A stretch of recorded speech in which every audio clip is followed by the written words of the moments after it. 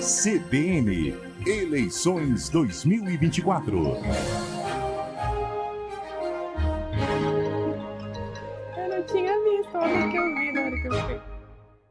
Muito bem, para você que está sintonizado aqui conosco, vou trazer um breve histórico aqui do nosso entrevistado desta manhã, deputado federal Abílio Brunini. Nasceu na mesma data que eu, 31 de janeiro. Confesso que eu não sabia ontem que eu fui ver por aqui, deputado, de 1984, aqui na capital mato-grossense. É arquiteto, formado pela Universidade de Cuiabá e pós-graduado em gestão de trânsito e transporte. É casado, pai de um casal de filhos, foi eleito vereador por Cuiabá em 2016, concorreu à prefeitura da capital em 2020, acabou o primeiro turno como mais votado naquela ocasião e aí foi derrotado no segundo turno pelo atual prefeito Emanuel Pinheiro, do MDB. Em 2022 foi eleito deputado federal, recebendo pouco mais de 87 mil votos, salvo engano, o segundo mais votado, né, deputado, dos nossos representantes aqui. Seja bem-vindo, fica à vontade para dar um bom dia especial aí para nossa audiência. Então é aquariano, eu nunca encontrei ninguém que nasceu na mesma data que eu, deputado. 31 de janeiro o povo já tá triste, né? Último dia, nunca tem aniversário na escola, eu carrego esse trauma de infância. Obrigada por atender nosso convite, deputado. Olha, bom dia a todos. O mais curioso é que minha esposa, Samantha, nasceu 2 dias depois do mesmo ano. Eu e ela, a diferença é só de 2 dias.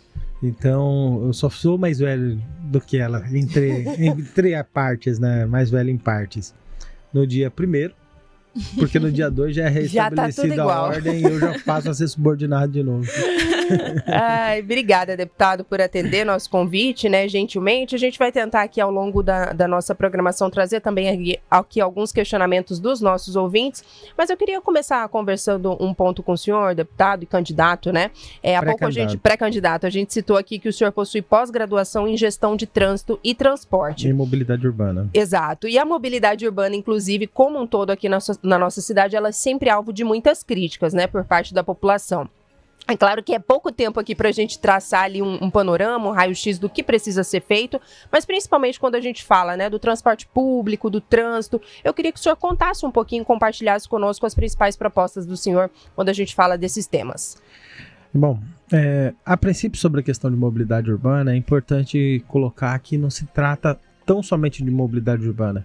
Um trânsito bem planejado resolve uma grande parte dos problemas na área de saúde. Nós temos um número excessivo de acidentes de trânsito que vai levar ao trauma e essas cirurgias elas acabam comprometendo o próprio funcionamento do Hospital Municipal de Cuiabá ou do HMC. Então é importante a gente pontuar que quando a gente fala de trânsito, a gente fala de vida, a gente também está falando de pessoas que às vezes ficam prejudicadas no seu trabalho, na sua atividade de trabalho. Então nós estamos falando também de renda, então nós estamos falando de todo o funcionamento de uma cidade. A cidade ela se divide entre o habitar, entre o lazer, entre o estudar, entre o trabalhar, e a conexão de todas essas atividades da cidade é a mobilidade, é o trânsito. Então, quando a gente fala de transporte público, que a gente tem trabalhado esse tema muitas vezes, a gente está falando de uma ferramenta do trânsito que ajuda, inclusive, a diminuir a quantidade de veículos individuais na rua. Então, nós temos que fazer o máximo possível para que o transporte público possa ser o melhor transporte público, para estimular, para incentivar. Não só uma ferramenta por falta de opção, tipo, não pode ser o transporte público a opção daqueles que não têm opção de outra forma. O transporte público tem que ser a boa opção para todos aqueles que querem ir numa forma alternativa. Então, o planejamento urbano ele deve se fazer com pessoas qualificadas, técnicas.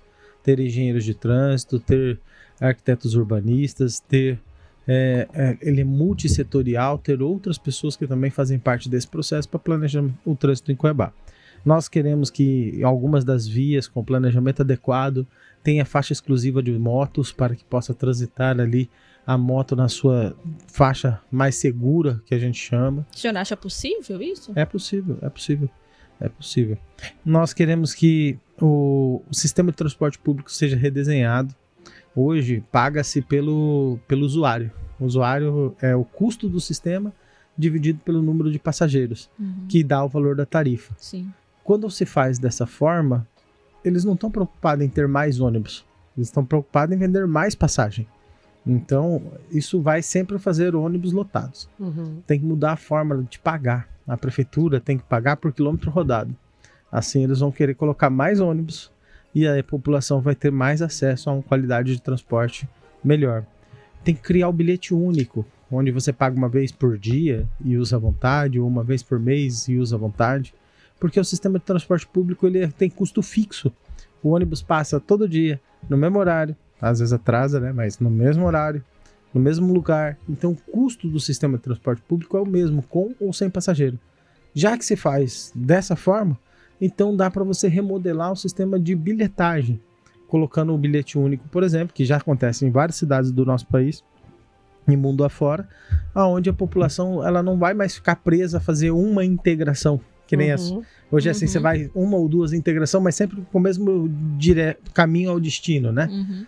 Não, isso tem que acabar, tem que estar livre. A pessoa compra uma vez a passagem, ela tem liberdade de pegar ônibus por tantas horas, tá livre. Ou se ela pagar o mensal, tipo, ela vai ser mensalista do sistema de transporte público, ela vai ter o direito de usar o transporte público todos os dias, quantas vezes quiser, pro lado que ela quiser. Isso não encarece tarifa, no caso, deputado? Porque... Tem já esse sistema em outras cidades brasileiras? Desculpa, tem no Rio de Janeiro, tem em São Paulo, tem fora, mundo afora, como Nova York, por exemplo, isso é o mais comum.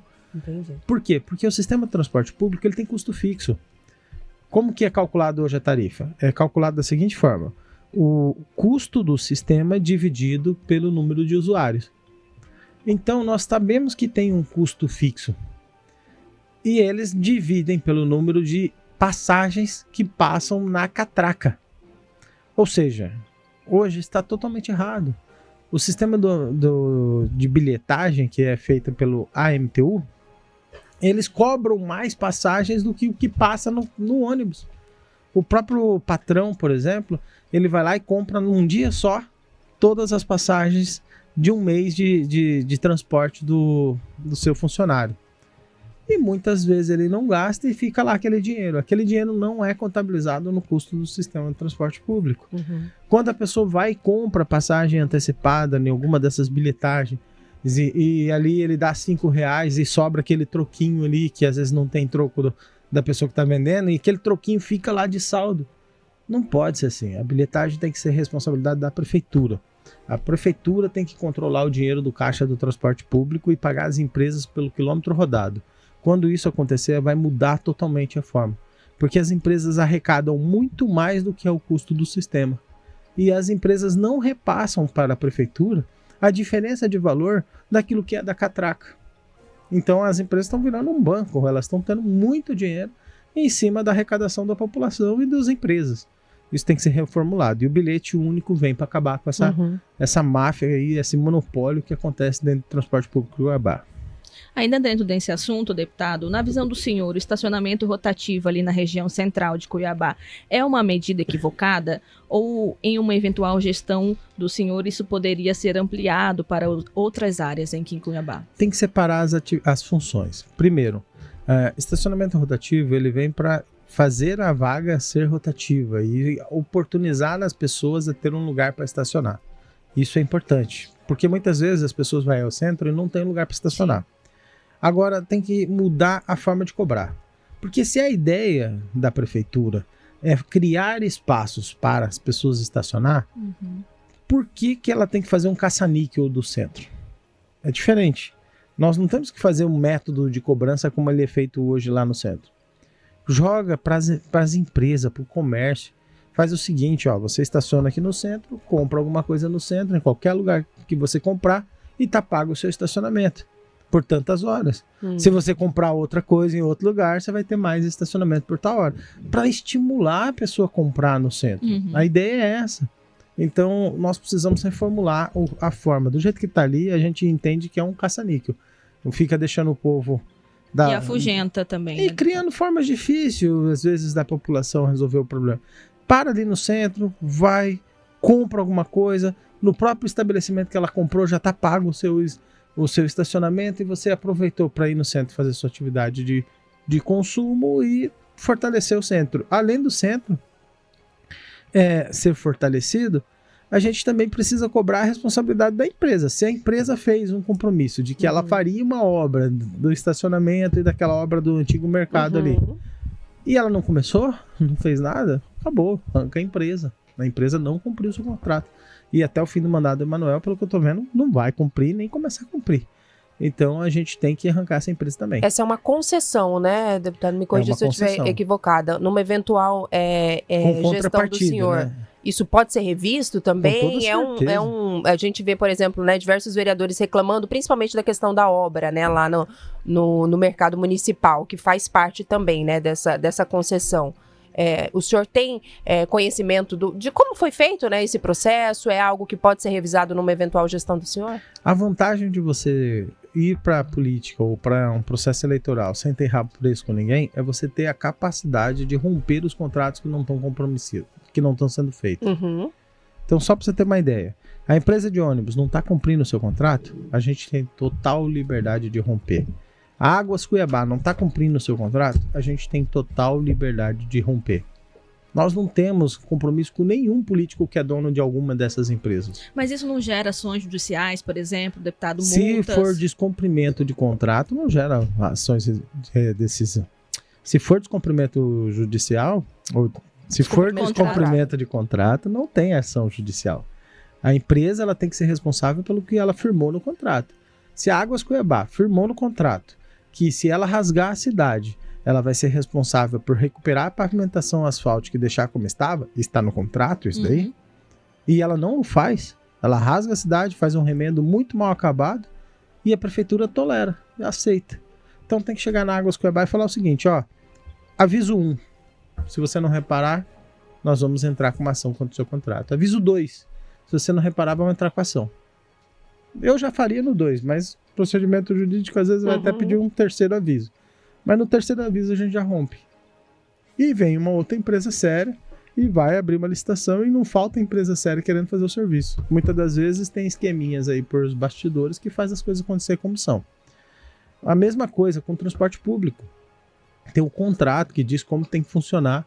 O próprio ônibus tem um limite de capacidade. Se o ônibus tem lá um número tal de passageiros sentados em pé e o ônibus não está cumprindo com a sua capacidade, tem que aumentar o número da frota de ônibus. A empresa não quer aumentar?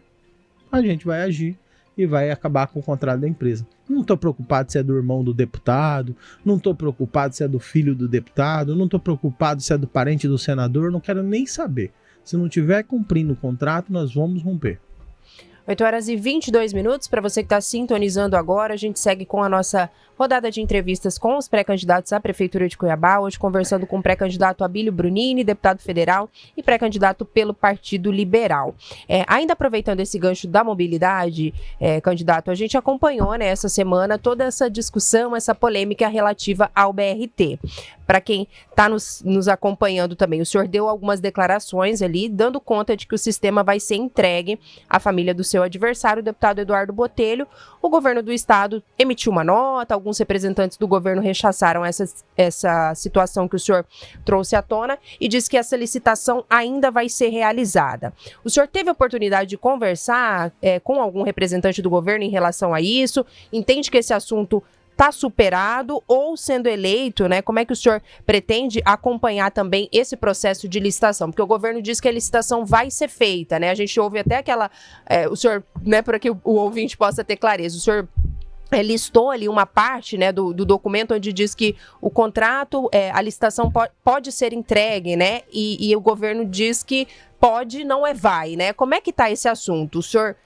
página virada, vai seguir acompanhando, se deu por satisfeito com essa resposta do governo? Eu queria que o senhor desse detalhes para o nosso ouvinte em relação a essa situação da licitação do BRT. Então, primeiro é importante a gente colocar que isso só vai ser página virada quando acontecer a licitação e for feita uma licitação correta, transparente, da forma correta. Só para você ter noção, Cuiabá teve licitação e ganhou as mesmas empresas.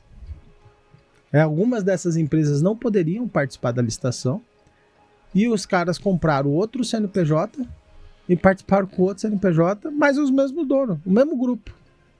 Então o pessoal que está aqui são pessoas que não poderiam participar de licitação, mas que compraram CNPJs de outro lugar, participaram da licitação com outro CNPJ e estão aí mandando no mesmo jeito. Uhum. Então, isso a gente já denunciou, espero até hoje, o Ministério Público uma solução sobre esse caso.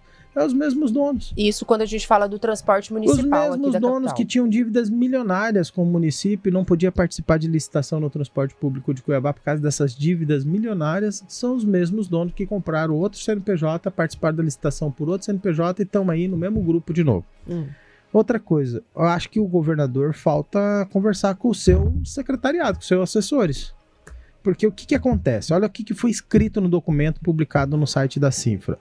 A ausência de um arranjo institucional vigente entre os 3 sistemas de transporte público elimina o risco crítico do BRT, uma vez que a frota comprada pelo Estado pode ser imediatamente, ele fala, pode ser, mas está escrito no documento, pode ser imediatamente integrada aos concessionários atuais, olha só, excluindo o tempo e os riscos para a licitação de um novo operador. A justificativa deles é que existe necessidade de diminuir tempo e a justificativa dele é que existe risco numa licitação para um novo operador. Está no documento oficial. Mostra a intenção clara de entregar a CMT, por exemplo, que é a responsável da concessão para até 2037, concessão Cuiabá e Várzea Grande, ela diz que tem que repassar a sugestão. Sugere, então, repassar a própria equipe do governador nos documentos que está publicado. Fala, integrar ao sistema das pessoas que estão aí, as empresas que estão aí cuidando, para eliminar os riscos de uma nova licitação. O que uma competição de empresas, acabar com o monopólio, qual é o risco de acabar com o monopólio? Risco de quem? Risco para quem? É necessário falar sobre isso. Porque se vem uma outra empresa com uma capacidade de administrar um sistema de transporte, e é um sistema de transporte paralelo, num outro modal, qual é o risco dessa outra empresa gerenciar? Não é assim? Então, nós precisamos fazer esse questionamento. No documento oficial, está falando aqui que vai entregar para essas empresas. O governador, depois da nossa provocação, porque no dia seguinte, da entrevista que a gente deu no Antero, o Antero mesmo ligou lá na Cinfra e ele falou, olha, confirmaram a denúncia do Abílio. O pessoal da Cinfra, para o Antero, falou para eles que estava tudo certo a minha denúncia, que eles iam mesmo, tinha intenção mesmo. Eu fui na Cinfra, eu conversei com o responsável desse assunto, falou que ia entregar mesmo para a CMT, que é a empresa do irmão do deputado Botelho. Eu fui na GER, falaram que ia entregar mesmo.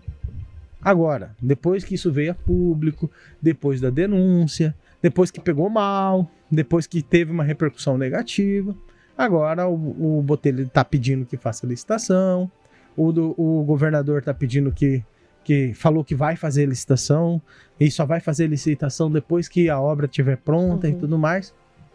Quando que ele vai fazer a licitação? Depois que passar a eleição? Que aí não tem mais aquele problema negativo de pesar no processo eleitoral?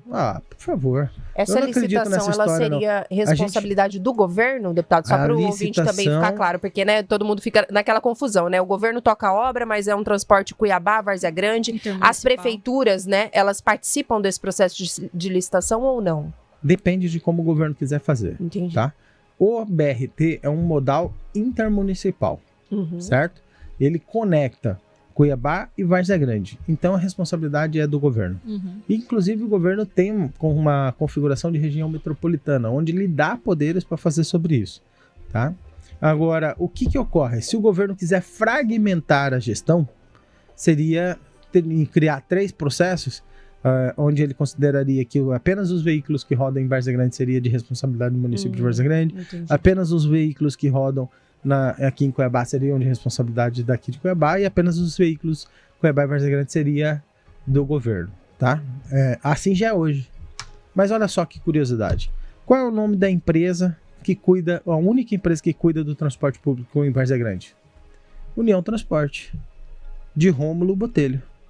Qual é o nome da única empresa que faz Cuiabá e Várzea Grande?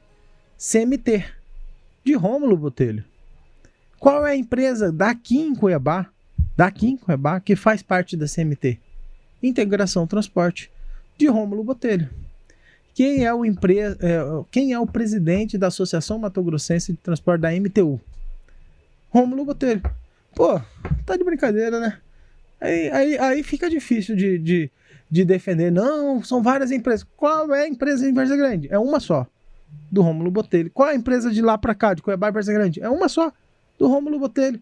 Qual é a empresa em Cuiabá que pega esse trecho também? É uma empresa de integração do Rômulo Botelho. Então, assim, ó, por favor, não cai nessas conversas. A gente está denunciando. Tem que acabar com esse monopólio. Esse monopólio de transporte público não pode ficar desse jeito. Nós precisamos fazer licitação. Precisamos verificar essas licitações que foram feitas, auditá-las, e precisamos fiscalizar os contratos da prefeitura nesse sentido. A gente precisa fazer aquela pausa obrigatória para o repórter CBN, mas já a gente está de volta, dá tempo de você participar conosco. É bem rápido e voltamos. Volta aqui na CBN Cuiabá, amanhã de sexta-feira, dia 28 de junho. Seguimos aqui com a nossa rodada de entrevistas com os pré-candidatos à Prefeitura de Cuiabá. Hoje recebendo o pré-candidato pelo PL, o deputado federal Abílio Brunini. Deputado, eu queria mudar um pouquinho aqui o rumo da nossa pauta, falar um pouco sobre a máquina, né, do município. Alguns comentários que a gente sempre recebe aqui, também pergunta dos nossos ouvintes. Eu queria que o senhor falasse um pouquinho a respeito desse assunto, caso o senhor seja eleito.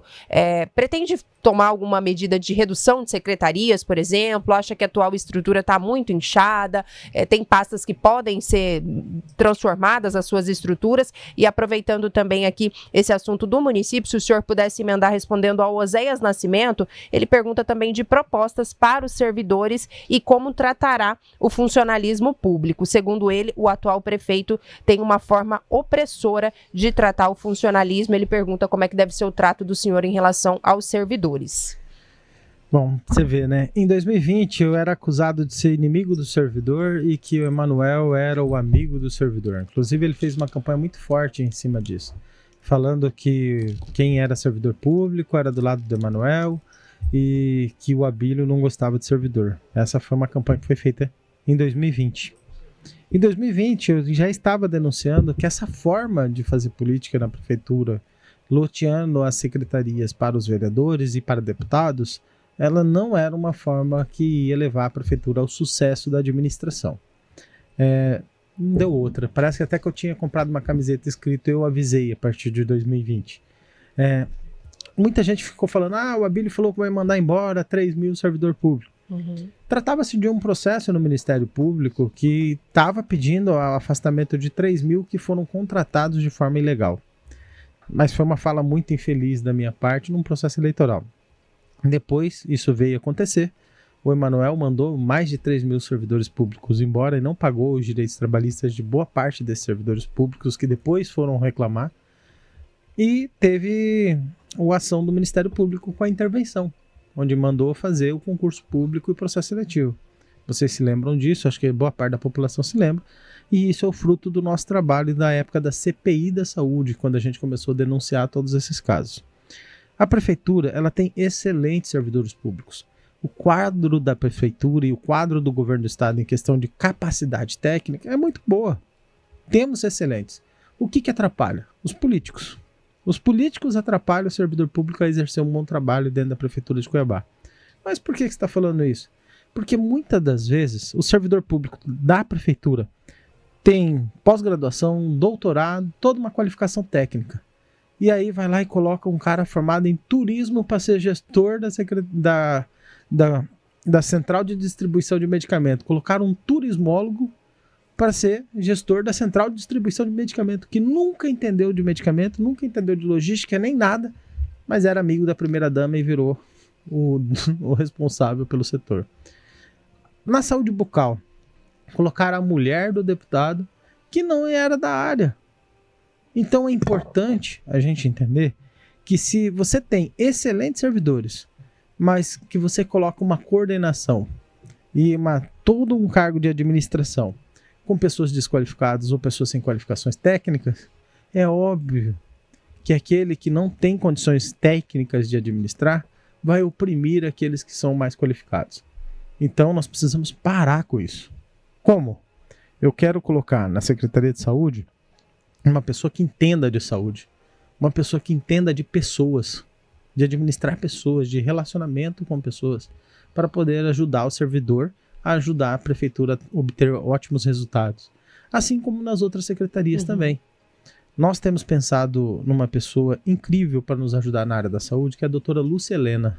Ela foi presidente do CRM. É incrível essa pessoa, não sei se vocês chegaram a conhecer. A doutora Lúcia Helena é médica, pediatra, foi servidora da prefeitura, trabalhou muito tempo na prefeitura e trabalha hoje cuidando de crianças no seu escritório, no seu consultório particular. E ela ajuda muita gente. Eu falei, poxa, vou ter que convocar a senhora para ir para uma batalha na linha de frente junto com a gente. Ela topou, está num projeto com a gente, está nos ajudando no programa de governo, elaborando pautas para a área da saúde. E assim como ela, vem inúmeros outros profissionais. Estamos com o José Afonso Portocarreiro nos ajudando, eu não sei se você conhece. Ele fez o projeto Sebrae Sustentabilidade, é um arquiteto de renome, professor da Universidade Federal. Estamos com o José Lemos, professor José Antônio Lemos também nos ajudando, um arquiteto urbanista que fez o plano diretor de Cuiabá, o último, porque tem 17 anos o último plano diretor de Cuiabá. E assim por diante a gente está encontrando pessoas incríveis que estão nos ajudando em cada uma das suas áreas. E o principal, pessoas que sabem tratar bem o servidor, sabem tratar bem as pessoas e têm um excelente relacionamento. E quantas secretarias, só desculpa, Thaisa, tem alguma possibilidade de corte, Abílio? Alguma estrutura atual que o senhor acha desnecessária, enxugamento ou juntar ali uma pasta com outra? Uma coisa que eu acho desnecessário é o EPDU, que eles estão querendo criar. Isso é desnecessário. Criar a empresa agora, no final do mandato? Poxa, deixa com que o próximo gestor, o próximo prefeito, faça a avaliação adequada para poder definir como será a decisão sobre o EPDU. Eu sou a favor de um instituto, não de uma empresa, porque a gente tem visto que as empresas do município não têm funcionado. Então nós reinventar essa forma de lidar. Reinventar não, trazer à luz a forma de administrar o planejamento urbano de Cuiabá. Outra coisa que precisa ser revista no município é a ARSEC.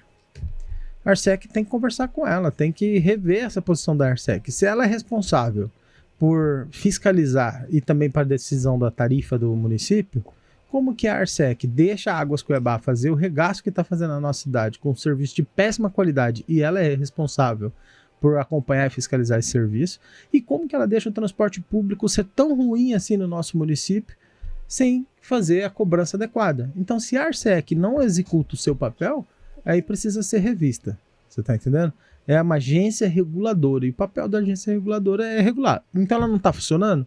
Não está dando certo? Não tá conseguindo cobrar que as empresas prestem o serviço adequadamente e não está encerrando o contrato? Então, ela precisa ser revista. Agora, se ela vier a ter uma condição de funcionar, aí ela pode ser mantida. Abílio, mudando um pouco de assunto, sabemos que nós temos um eleitorado aqui em Cuiabá formado em sua maioria por mulheres e elas ainda estão muito distantes, na maioria das vezes, dos espaços de poder, espaço de tomada de decisões. Você citou aí uma médica, Lucilena, né, que vai participar. Lucilena, que vai participar aí dessa pré-campanha com você, da campanha também. E eu gostaria de saber quais os projetos que o senhor tem específico para as mulheres a serem implementados na sua eventual gestão. Nós temos o PL Mulher, que é um projeto do partido, onde tem fortalecido e desenvolvido grandes mulheres a nível nacional. O partido que mais elegeu deputadas mulheres, deputadas na Câmara Federal, foi o PL. Aqui no estado de Mato Grosso, o partido que mais elegeu deputadas mulheres também foi o PL. Nós elegemos a Amália Barros e a Coronel Fernanda. As duas únicas mulheres da bancada eleita foram do PL. Então, se tem um partido que sabe lidar com política para as mulheres, esse partido é o PL. Não é o PT. Não é a União Brasil. União Brasil está oferecendo hoje uma candidatura masculina e estão tendo uma briga para ver quem vai ser o vice lá, se vai ser uma mulher, se vai ser uma outra pessoa. Mas os deputados também eleitos foram 2 homens. Após o afastamento do Fábio Garcia, que assumiu a Gisela Simona na condição de mulheres. Então, nós trabalhamos política para as mulheres de verdade. Temos a Michele Bolsonaro guiando esse processo, onde hoje é uma das maiores lideranças do Brasil, inclusive cogitada a presidente da República. Então, o PL tem sim um grupo de mulheres pré-candidatas, um grupo de mulheres do PL Mulher que está desenvolvendo um plano de governo voltado para as mulheres. Tem alguma ação específica que o senhor acha mais importante, assim, que a gente poderia citar? A gente fala muito, né, de qualificação para as mulheres, temos muitas ainda vivendo em ciclos de violência, perdão. Tem algum dentro, né, dessa discussão do plano de governo, algo que lhe chama a atenção e que o senhor gostaria de destacar aqui para nossa audiência? Pode ficar à vontade, candidato. Eu mandei 500 mil de emenda para a Patrulha Maria da Penha. Nesses 500 mil de emenda, a gente pediu o fortalecimento da Patrulha Maria da Penha. Eu acredito que o município, além da Secretaria da Mulher, ele deveria ter uma casa de apoio, um lugar onde pudesse acolher, conversar com o psicólogo, com todas as pessoas. A Casa Cuiabana da Mulher, ou a Casa da Mulher Cuiabana, que está ali no bairro Concílio, está em construção faz muito tempo, nem terminou, nem nada. Tem que terminar essa obra. Chega de obra parada no município de Cuiabá. Nós temos que criar um ponto de apoio, inclusive nas UPAs, nas unidades básicas. Precisa de um ponto por telefone, para que a mulher que às vezes não está com aquela condição de poder ir até um desses pontos, mas por WhatsApp ela pode fazer uma videochamada e conversar com a secretaria, conversar com o pessoal do Conselho da Mulher, conversar com uma delegada. Então, apoiar todas essas formas da gente combater a violência contra a mulher. Além disso, precisamos fazer um projeto e colocar em prática, que é o fortalecimento da mulher dentro do empreendedorismo. A independência econômica dela, ajudar ela a conseguir obter um espaço de mercado de trabalho melhor. Como que a gente faz isso? Faz parceria com o Sebrae, faz parceria com a FEComércio, faz parceria com a FCDL e junta todas essas atividades empresariais para criar o fortalecimento. A educação financeira, os postos de saúde pode ajudar também nesse quesito. Enfim, são inúmeras políticas que estão sendo debatidas dentro do programa de governo. 8h47, a gente ainda tem uns 13 minutinhos ali, vou tentar acelerar um pouquinho. Abílio, a gente convidou também alguns representantes de algumas entidades para encaminhar aqui alguns questionamentos para a gente. Pode mandar. Ontem a gente trouxe ali uma pergunta do presidente da CDL, Júnior Macanhã, mas ele fez uma série de questionamentos em uma pergunta só. Então a gente dividiu, fez ali metade dos questionamentos ontem para o Lúdio. Vamos reproduzir aqui agora, por gentileza, Guima, para que o Abílio possa nos escutar uma pergunta do presidente da CDL. Olá, Júnior Macanhã, presidente da CDL Cuiabá. Primeiro, parabenizar a CBN pela iniciativa. É sempre bom a gente ter acesso aos nossos pré-candidatos e poder formular alguns questionamentos. Quais programas de capacitação profissional você pretende desenvolver ou apoiar para qualificar a mão de obra local? Há planos para parcerias com instituições de ensino e empresas para criar cursos técnicos ou de formação profissional? Quais as medidas específicas você propõe para simplificar e agilizar o processo de abertura de novas empresas?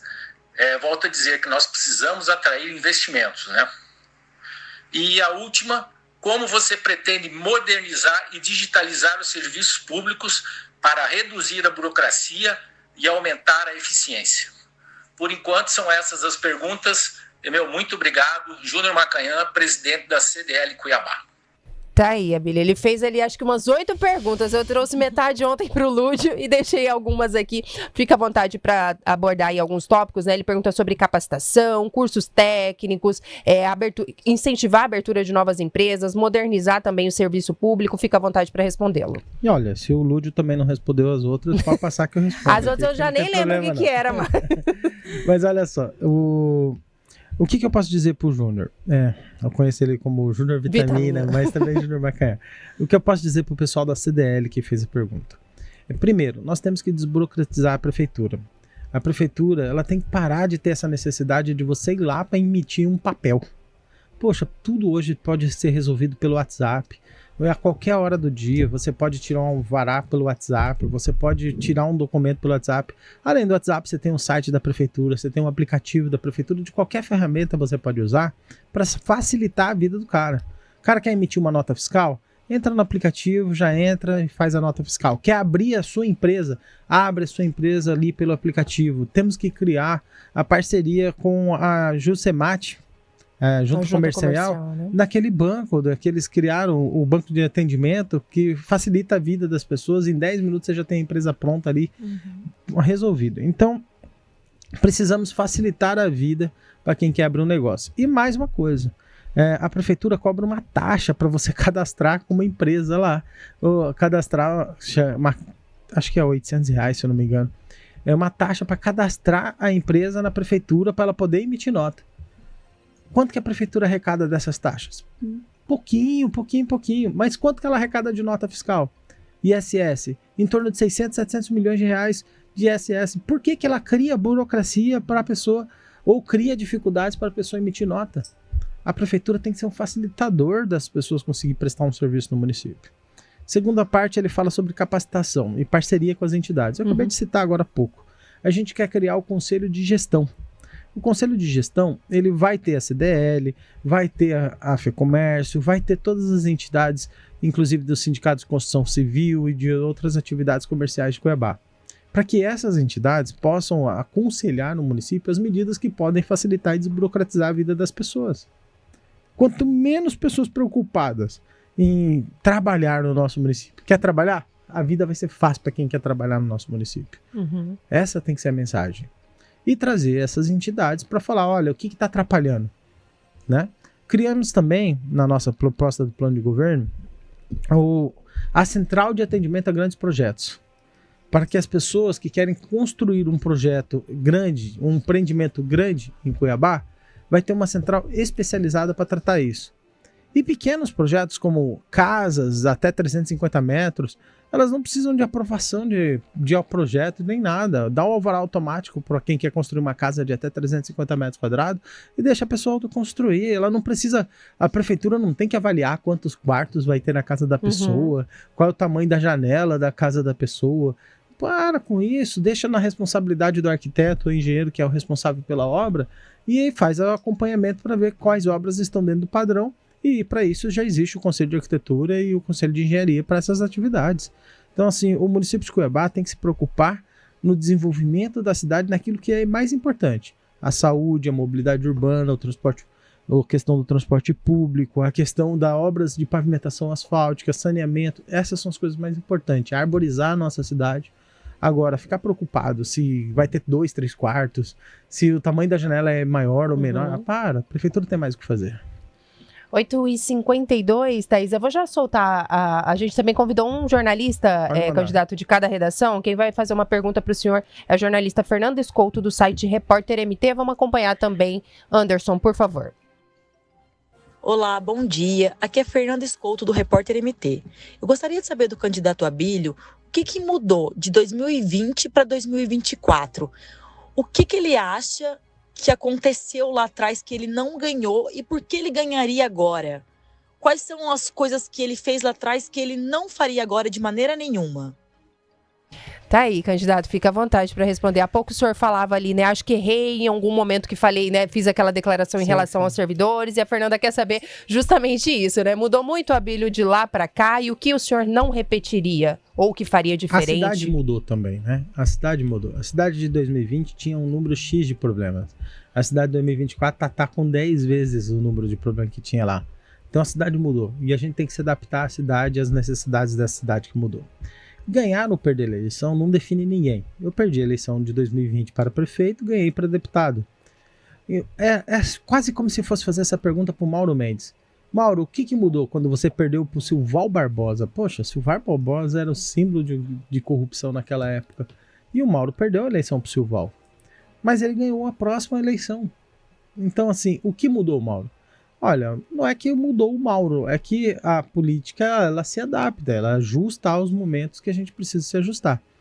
O Abílio, ele continua com a mesma paixão pelo município de Cuiabá. Eu quero fazer a mudança que eu preciso fazer aqui nessa cidade. Eu quero ajudar essa cidade a mudar. Eu quero participar com as pessoas na discussão do nosso futuro e achar uma solução para o nosso futuro. Agora, eu também estou percebendo que há um alinhamento de grupos políticos muito maiores hoje para nos impedir de chegar lá. Se você perceber, em 2020 a gente enfrentava a máquina da Prefeitura de Cuiabá com o Emanuel.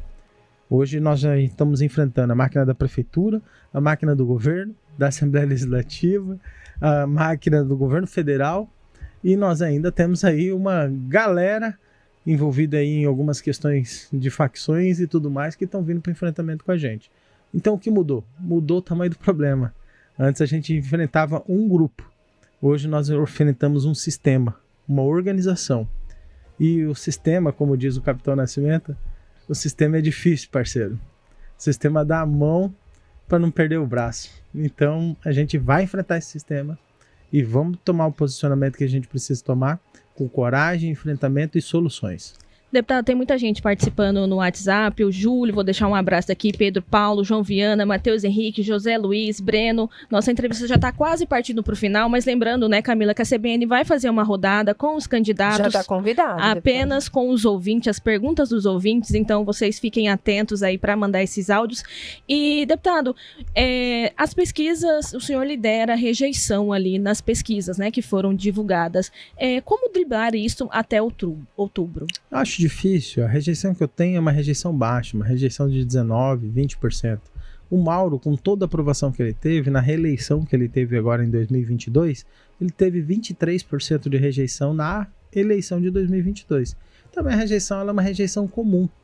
Por que ela é uma rejeição comum? Como a gente falou, a gente está enfrentando o sistema. Quem é o sistema? São os deputados com um monte de militante dentro da Assembleia Legislativa, são vereadores com um monte de militante dentro da Câmara Municipal, são funcionários que às vezes estão ligados a um desses candidatos, como alguns dos candidatos de oposição. Quando você estratifica uma pesquisa como essa e pesquisa da onde vem essa rejeição vem do eleitor do Botelho, vem do eleitor do Lúdio, mas um eleitor militante. Então está dentro de um percentual aceitável. Normal. Sim, a máquina geralmente tem 22%, 23% de base ali, fidedigna aquela máquina. E quando você pensa que é a prefeitura, o governo do estado e a Assembleia Legislativa, tudo trabalhando para que a gente não chegue lá, então é natural que tenha 22%, 23%. Tá até pouco. O Lula que ganhou aí, o Lula que levou a eleição, tinha 40 e poucos % de rejeição. Então, tá até pouquinho. Candidato, a gente tem 3 minutinhos ali, né, pra gente se despedir, e também eu queria que o senhor aproveitasse, a gente tem acompanhado nesse processo aí também muitos comentários ali nos bastidores de que o senhor, não teria um perfil para executivo, muita gente fala do comportamento do senhor na Câmara Federal, muito de embate, de provocação, muita gente fala até que o senhor tem um comportamento de infantilidade. Eu queria que o senhor aproveitasse essa reta final para se despedir do nosso ouvinte e também falar como é que o senhor recebe essas críticas, há comentários também que, se eleito, o senhor pode, ainda no primeiro ano de gestão, ter muito desgaste, sofrer um processo ali de perseguição ou até de cassação na Câmara, enfim, o senhor já passou por isso enquanto vereador. Como é que o senhor encara essas críticas? Eu queria que a gente aproveitasse esses 2 minutinhos finais para falar sobre esse assunto. Com muita naturalidade. Muitas das pessoas que falam que eu não tenho perfil para ser prefeito de Cuiabá defendem que o perfil seja um perfil corrupto. Olha, se ser um perfil corrupto é o perfil que essas pessoas desejam, naturalmente não é o mesmo do meu. O meu perfil é um perfil dentro da honestidade, dentro de seguir o processo legal, dentro de seguir as leis. Então, o meu perfil é diferente.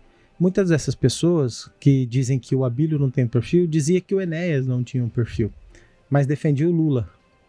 O perfil do Mensalão, do Petrolão e de todos os escândalos de corrupção que aconteceu no nosso país. Muitas das pessoas que falam, o Abílio não tem o perfil, defendia a continuidade do sistema de corrupção que estava acontecendo na Argentina. E aí, quando o Milei assumiu, já está apresentando resultados positivos pela 4ª vez consecutiva em poucos meses de mandato. Muitas das pessoas que falam que o Abílio não tem um perfil por causa que o Abílio é duro e firme e tudo mais, defendem o Lula contra o Bolsonaro, mas o Bolsonaro foi que fez o Brasil desenvolver muito no nosso país e principalmente a liberdade econômica das pessoas produzir. Muitas das pessoas que falam que o Abílio não tem um perfil defendiam o Haddad como governador de São Paulo, mas é o Tarcísio que está conseguindo levar São Paulo a uma mudança de gestão. Muitas dessas pessoas que falam que o Abílio não tem um perfil defendia o Silval Barbosa ao invés do Mauro Mendes. E depois foi ver lá o que aconteceu com o Silval Barbosa na gestão. Muitas dessas pessoas que falam que o Abílio não tem o perfil defendia a família do Riva. E defendia os grupos que estão aí. Esses grupos que estão ligados a Campos, Botelho, Riva e toda essa turma, naturalmente acha que o Abílio não tem um perfil. Porque o perfil de Abílio é de enfrentar cada um deles. E se eu tenho coragem para enfrentar cada um deles, não sou o perfil ideal para essas pessoas. Mas para todas as outras pessoas que sabem o que é uma falta de médico dentro de uma UPA, para todas as pessoas que estão cansadas de pegar o ônibus lotado dentro de Cuiabá, para todas as pessoas que estão cansadas de faltar medicamento numa unidade básica de saúde ou de ver o seu ente querido morrer por falta de atendimento nas unidades de saúde, para todas essas pessoas eu tenho certeza que elas pensam diferente dessas pessoas que estão aí. Tanto é que existem inúmeras pessoas em Cuiabá que pensam diferente, é que eu sou eleito deputado federal, eu ganhei o primeiro turno das eleições em 2020, e por mais que criassem um monte de fake news, eu sem dinheiro, a nossa equipe sem dinheiro, deu muito trabalho para que esse grupo político continuasse no poder do jeito que eles estão. E nós vamos trabalhar para poder apresentar uma solução decente para a nossa cidade, projetos e propostas de ótima qualidade e de enfrentamento a essa classe política que está aí. Obrigada, deputado. Queria agradecer a participação do senhor aqui. Já como a Thaisa citou, né, Guima, a Rede CBN está organizando uma entrevista aí para que a gente possa levar ao ar as perguntas, as dúvidas diretas dos nossos ouvintes. Então, sinta-se convidado, passado o período de convenção, a gente faz essa rodada por aqui. Obrigada, Eu candidato. acho que vocês deviam fazer uma rodada de baguncinha com os parlamentares. Vou querer também. Vamos para o Repórter CBN, já já a gente está de volta.